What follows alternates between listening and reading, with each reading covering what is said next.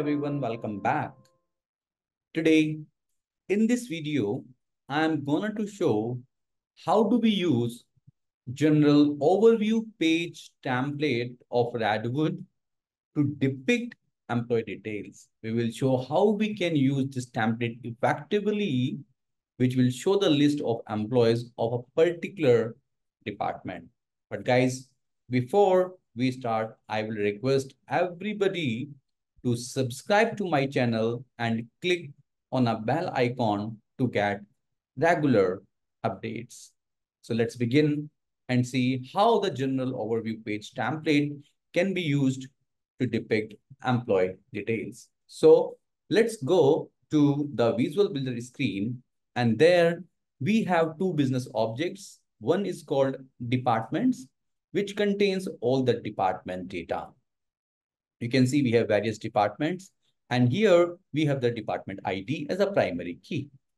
We have another business object called employees, where we have the data of employee, and it also have the department ID, meaning this employee belongs to which department. So considering a single one employee belongs to one department only. So let's see how we can show the department on a page, and how do we show the details of employees in a particular department in an effective manner using the Redwood templates. So first of all, we are going to create a page here that will show the employees data. And here we are going to use a template called welcome page template. Let's say create. So here is your welcome page template. So we can design this. Let's select this template, select it, and here you can see we have various properties called page title, overline, description, background color, illustration, background source URL, illustration foreground source URL. So all those properties are related to this particular header only. Let's say title, let's say department. You can see departments has been changed. You can see list of departments. All right. You can see background color. So there's a one variable which is associated called background color. If you can remove that, and here you can see you have various background color. You can change dark pine, dark lilac, tail, rose, and you can change whatever you want. Similarly, illustration, background source URL, and foreground source URL. So this is the foreground, and then there's a background image as well. And here there are so many other things. So fine. Now, first here I wanted to show the list of departments in a list manner. So what we are going to do, we are going to use the list view here. And let's go to the add data, and let's choose the departments. Next, and whatever you wanted to show, you can simply say, I wanted to show the department name. I wanted to show the department ID. I also wanted to show the location ID. Next, and finish. So here we go. But if you see this is not looking a good UI. So what we will do, we will remove all those div section that we have here. Select all and then simply say delete. So what I'm going to do here, I'm going to search a component called card component, and we'll use that card component under that list item, and we will use under default. So this is how your card looks like. And then what we are also going to do, we are going to use that list view, and there we are going to use this as a let's say display as a card. So here you can see this is how your card looks like. Now let's bind it. You can see your primary text, which you get, and go to the card again. And here you can see general, and you can see primary text, your primary text. You can bind this with your department name.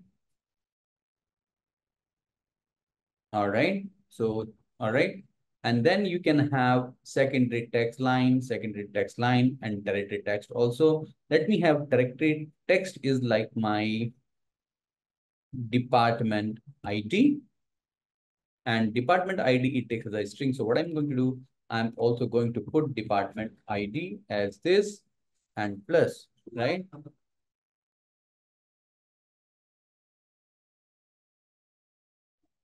So here you can see department ID and your secondary text here, secondary text would be like this.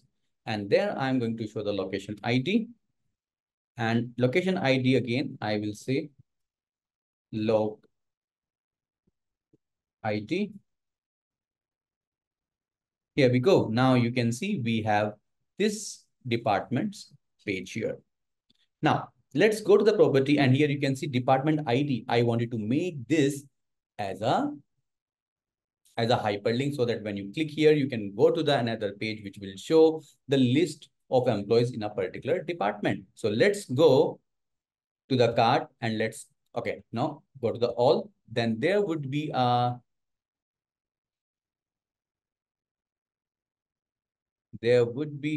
navigation action.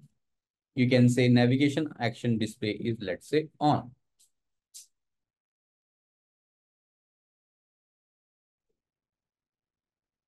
So here you can see department ID becomes the link. Now, so when I click on this department ID, it should go to the another page. So let's go to the properties, go to the event. There we have an event called SP navigation action. That is the default event.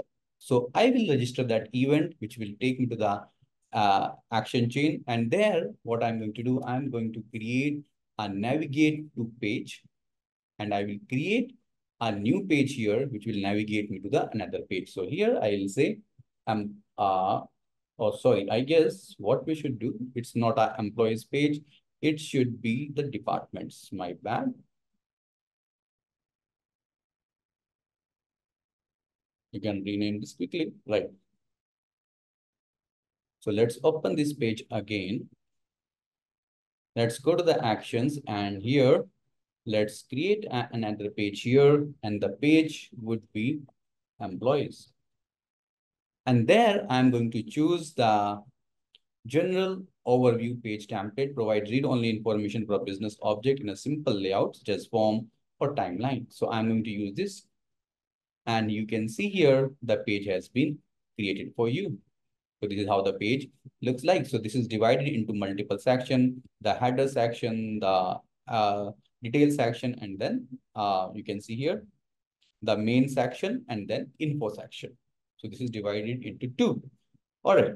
So here, what I'm also going to do, I'm also going to create two variables. One is department ID and second will be department name. And I will make both as a input parameter enabled so that I can pass it from the parent page. So here you go to the action chain here. Let's say department name would be your current dot data dot, I guess, DEP name. I guess the name is this. Let me check. DEPP. Yeah, let me copy this. Go here. Correct. And then department ID would be your key, because this is the primary key. Fine. Now let's go back to your employee page and let's design this. So there, what I'm going to do, I'm going to choose a table component and we'll put the table component on the main slot, right? And let's design this table. Let's say quick start, add data. Let's choose the employees. Next, whatever information you wanted to show, you can show, for example, first name, last name, email, phone number, and salary. All right, these are the information that I wanted to show. Next, in the define query, I'm going to add a filter criteria here. The department ID equals department ID. Finish. So it is showing all the information as of now here. Why it should not show anything? Okay. Department ID is blank. Let me check. All right, that is okay, fine, no problem. Now here, let's design this template. Here we can change here page title. Let's say employee details. Right? Now here, apart from this, I also wanted to show a back button using which user can go to the back. And I also wanted to show a add a new employee so that user can add a new employee. So let's go here. First of all, let's add a back button here, for which you need to use inflow back, which will add this icon using which you can go to the previous page. But you have to generate an event here, and the event would be your SP inflow back. And then you can say navigate back, which will take you to the previous page. Now, here, along with this, I also wanted to show the new employee button here. You simply need to do is primary action label, let's say new employee. And when you add it, you can also create an action chain, primary action, which will take you to another page with the designated page, whichever you want to define. All right, let's leave it for now. And here I also wanted to show some more information like department ID and department name, for which what you can do, you can go to the general, and there is a contextual info. Select this, and here you can define for contextual information plus, let's say, department IT, and then value would be your department IT. And then similarly, you can add one more, let's say department name. And here you can say department name. So when you will come to this page from the previous page, it will show department ID and department name as well. So what you can also do, you can also change the headers here of the table. Select the table, what happened?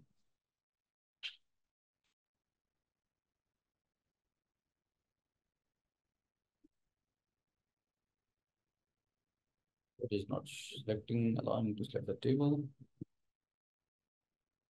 Okay, you can go to the code section as well. You can change the header text here. First name, last name,